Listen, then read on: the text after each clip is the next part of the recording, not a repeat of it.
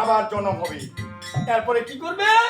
হাত আর দুটো দিবে না, দুটো হাতের বদলে দিবে পা চারটা। পরের জন্মে তো পা কয়টা হলো? কয়টা হলো মা? দুটো হাতের বদলে আর দুটো পা দিবে, পা কয়টা হবে? তাহলে পশু কোলে জন্ম হবে কি বাবা? তারপরে জন্ম আসতে হবে, কিন্তু মরণ নাই, কর্মগুণেই। তারপরে জন্মে আবার আবার যদি ওই ভগবানকে দুহাত তুলে না ডাকো তাহলে কি হবে? আরো দুটি পা দিবে। কয়টা পা হলো? ছয়টা পাকা পিপিলা। তাহলে পিপিলা পতঙ্গের মধ্যে যেতে হবে বাবা। পরিষ্কার কথা আমি বলে দিচ্ছি, আমি বলরাম সরকার। তারপরে জন্ম যদি আপনারা দুহাত না তুলেন আরো দুটি পা দিবে। পা হইল আটটা। আটটা পাকা মাকড়সা। সুন্দর কথা। মাকড়সা জানেন কাকে বলে?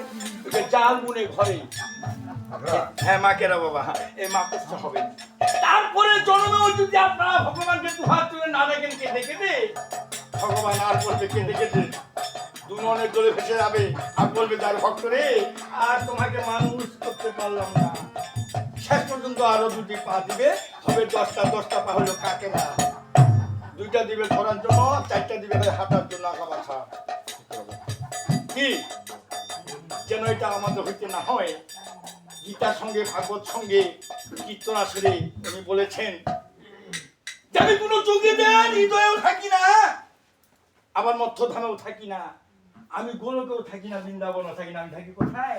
যেখানে আমার মহাভক্ত আমার গুণ কীর্তন করে, সেখানে আমি শুধু একা নই, শ্রীমতী রাধাকে নিয়ে উপস্থিত থাকি। জয় জয় রাধা কৃষ্ণ।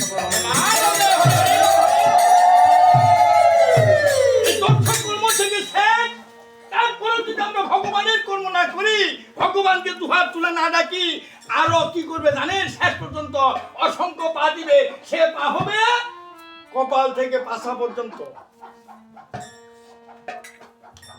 বিচ্ছুকে চলে যাবে, তখন হবে তার নাম হবে কেরুন্ডা।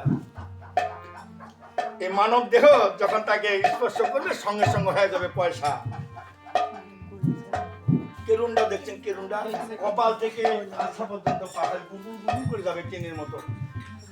আমরা যেন এটা না হয়, আমি অনুরোধ করবো মাদেরকে যে যেন উলুধ্বনিটা দুহাত তুলে আপনারা উলুধ্বনি দিবেন আমাদের কীর্তনের মাঝে।